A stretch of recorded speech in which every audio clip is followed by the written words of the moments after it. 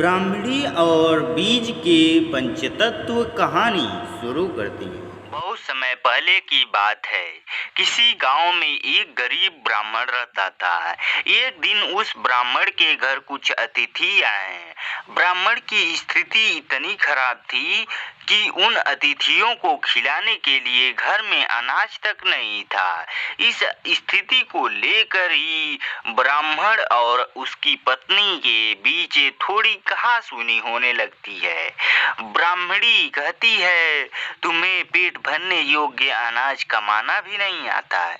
इसी का नतीजा है कि आज घर में अतिथि आ खड़े हुए हैं और हमारे पास उन्हें खिलाने के लिए कुछ भी नहीं है। इस पर ब्राह्मण अपनी पत्नी से कहता है, कल मकर संक्रांति है, मैं कल भिक्षा लेने के लिए दूसरे गांव जाऊंगा। वहां एक ब्राह्मण ने मुझे आमंत्रित किया है।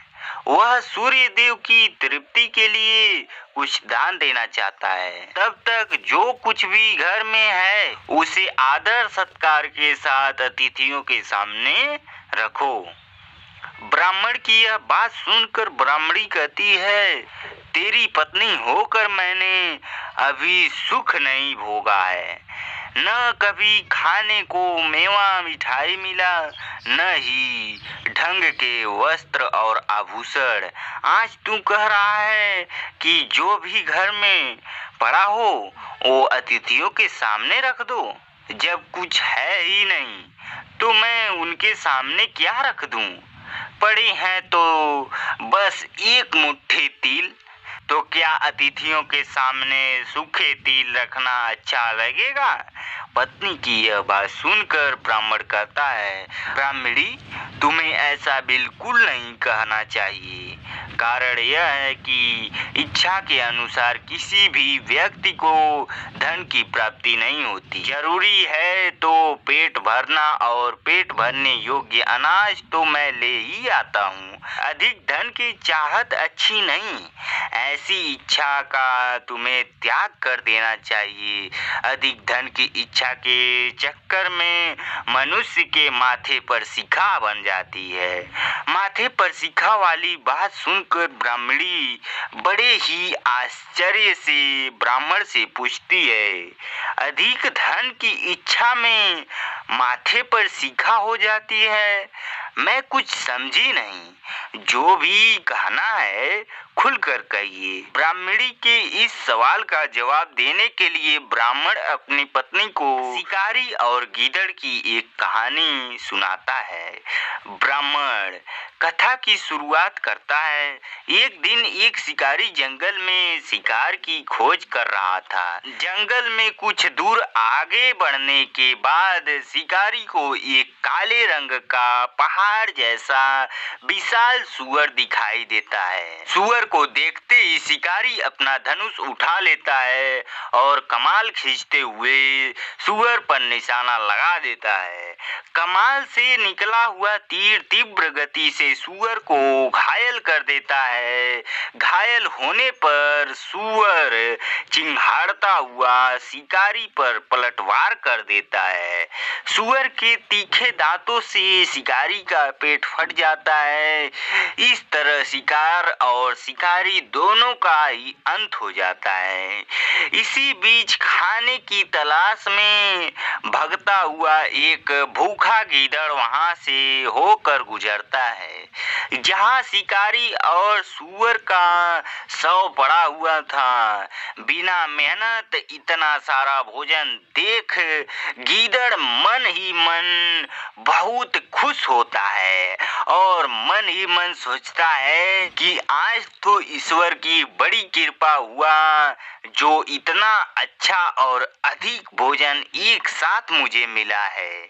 मैं इसे धीरे धीरे और आराम से खाऊंगा ताकि लंबे समय तक मैं इसे उपयोग में लाऊंगा। इस तरह मैं इस भोजन के साथ लंबे समय तक अपनी भूख को शांत रख पाऊंगा। इन सभी बातों पर विचार करते हुए गीदड़ सबसे पहले छोटी छोटी चीजों को खाना शुरू करता है। तभी उसे शिकारी के मृत शरीर के पास धनुष पड़ा दिखाई पड़ता है। गीदड़ के मन में पहले उसे ही खाने का विचार आता है और वह धनुष पर चढ़ी डोर को चबाने लगता है। गीदड़ के चबाने से धनुष पर चढ़ी डोर टूट जाती है और डोर के टूटने से धनुष का एक सिरा वेग के साथ गीदड़ के माथे को भेदता हुआ ऊपर निकल जाता है।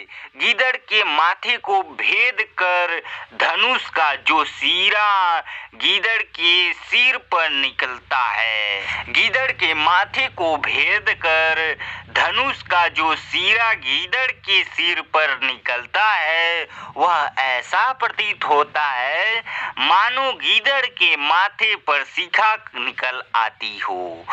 घायल होने के कारण कुछ देर बाद गीदड़ की भी मौत हो जाती है। इतना कहते हुए ब्राह्मण कहता है, ब्राह्मणी, इसलिए मैं कहता हूँ कि जरूरत से अधिक लोभ से माथे पर शिखा आ जाती है। यह कथा सुनने के बाद ब्राह्मणी कहती है, ठीक है, अगर ऐसा ही बात है तो घर में जो मुट्ठी भर तिल पड़े हैं उन्हीं को मैं अतिथियों को खिला देती हूँ। ब्राह्मणी की यह बात सुनकर ब्राह्मण संतुष्ट होता है और भिक्षा मांगने के लिए घर से बाहर निकल जाता है। वहीं ब्राह्मणी भी घर में पड़े तिल को धूप में सुखाने के लिए फैला देती है। तभी कहीं से एक कुत्ता आ जाता है और इन साफ तिलों पर पेशाब कर देता है, जिससे सभी तिल खराब हो जाते हैं। तिल के खराब हो जाने पर ब्राह्मणी काफी परेशान हो जाती है और सोचती है, यही तो तिल थे जिन्हें पकाकर मैं अतिथियों को खिला सकती थी, अब मैं क्या करूं? काफी देर सोचने के बाद ब्राह्मणी को एक तरीका सूझा। उसने सोचा कि अगर वह गंदे तिलों के बदले साफ तिल देने की बात करेगी तो कोई भी आसानी से मान जाएगा। साथ ही किसी को भी इन तिलों के खराब होने की बात पता भी नहीं चलेगी। इस विचार के साथ वह उन तिलों को लेकर घर घर घूमने लगी। ब्राह्मणी की यह बात सुनकर एक महिला वह तिल लेने के लिए तैयार हो गई, लेकिन उस महिला का पुत्र अर्थशास्त्र पढ़ा हुआ था। उसने अपनी माँ से कहा कि इन तिलों में जरूर कोई न कोई खोट होगी, वरना कोई साफ सुथरे तिलों को गंदे तिलों के बदले देने के लिए तैयार होगा। पुत्र की यह बात सुनकर महिला ने ब्राह्मणी के तिलों को लेने से मना कर दिया। कहानी से सीख, हमारे पास जो भी होता है हमें उसी में खुशी रहना चाहिए। किसी के पास ज्यादा चीज देखकर दुखी नहीं होना चाहिए।